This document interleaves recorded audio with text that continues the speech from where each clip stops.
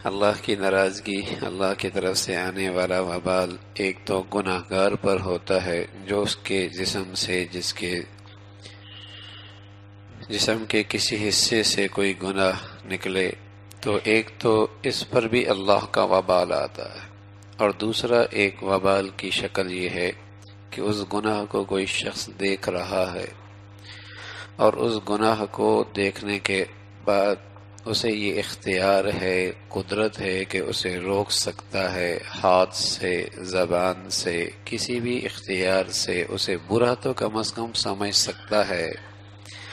لیکن اسے اس کی فکر کوئی نہیں، مداہنت سے کام لیتا ہے، اور نہ اس کے پیشانی پہ بل آتا ہے، نہ کان پہ جوں رینگتی ہے، جیسے کچھ ہے ہی نہیں، اگرچہ خود گناہ براہ راست نہیں کر رہا، لیکن اس کا معاملہ گناہ گار کے ساتھ اور اس کا معاملہ گناہ کے ساتھ یہ ہے جیسے کچھ نہیں ہوا،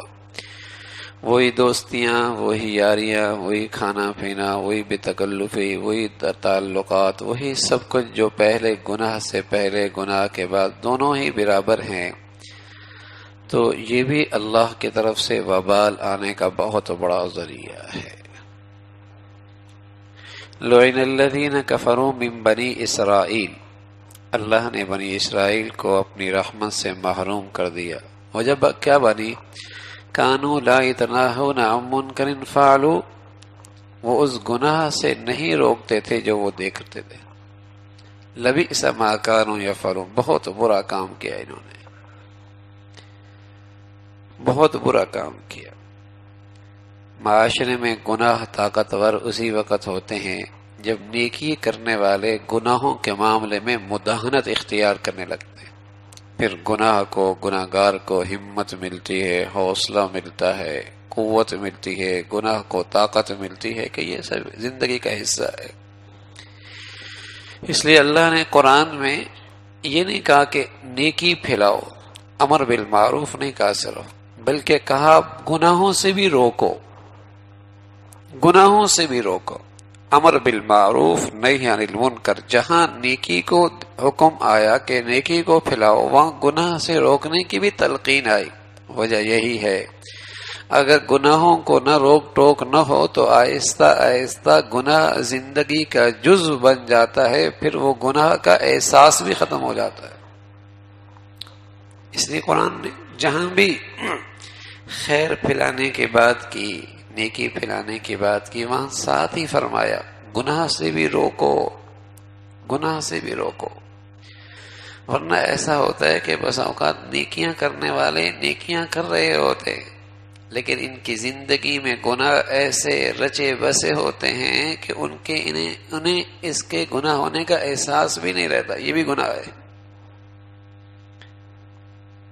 والمؤمنون والمؤمنات بعضهم اولیاء بعض یأمرون بالمعروف وینہون عن المنکر، ایمان والے، ایمان والیاں ایک دوسرے کے مددگار، معاون، مددگار، کیا کرتے ہیں؟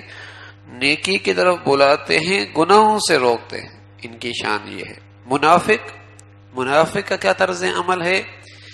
یأمرون بالمنکر وینہون عن المعروف، منافق کی نشانی قرآن نے یہ بتائی کہ وہ گناہوں کی طرف بلاتا ہے، نیکیوں سے روکتا ہے۔ المنافقون والمنافقات بعضهم اولیاء بعض یأمرون بالمنکر وینہون عن المعروف، یہ منافق ہے کہ وہ برائیوں کی طرف بلاتا ہے، نیکیوں سے روکتا ہے۔ ایمان والے، ایمان والیاں یہ نیکی کی طرف بلاتے ہیں، گناہوں سے روکتے ہیں۔ وَلْتَكُن مِّنكُمْ أُمَّةٌ يَدْعُونَ إِلَى الْخَيْرِ يَأْمُرُونَ بِالْمَعْرُوفِ وَيَنْهَوْنَ عَنِ الْمُنكَرِ، تم میں ایک ایسی جماعت ہو جو نیکیوں کی طرف بلائے، برائیوں سے روکے۔ جہاں بھی نیکی کی تلقین کی گئی کہ اسے پھیلاؤ، وہاں ساتھ یہ بھی کہا گیا گناہوں سے روکو، ورنہ ظاہر ہے یہ بھی کافی تھا، جیسے کمرے کے اندر روشنی ہو تو اندھیرا تو خود ہی چھٹ جاتا ہے نا، اندھیرا تو خود ہی چھٹ جاتا ہے،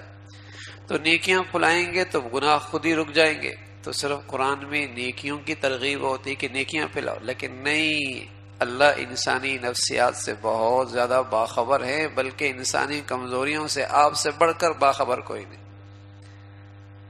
کہ اگر ان کا کہنا سننا چھوٹ گیا تو ایک وقت ایسا آئے گا کہ نیکیاں بظاہر بہت بڑی بڑیاں لیکن گناہ بھی چھوٹے نہیں، وہ بھی بہت بڑے بڑے، اس لیے کہ دل و دماغ سے اس کی برائی کا تذکرہ نکل گیا، اس کی برائی کا تذکرہ نکل گیا۔ تو فرمایا کہ صرف یہ وبال نہیں کہ کوئی شخص گناہ کرے، یہ بھی بہت بڑے وبال کا ذریعہ ہے کہ گناہ دیکھ کر مداہنت کرے، چشم پوشی کر دے، نظر انداز کر دے، اسے معمولی سمجھے،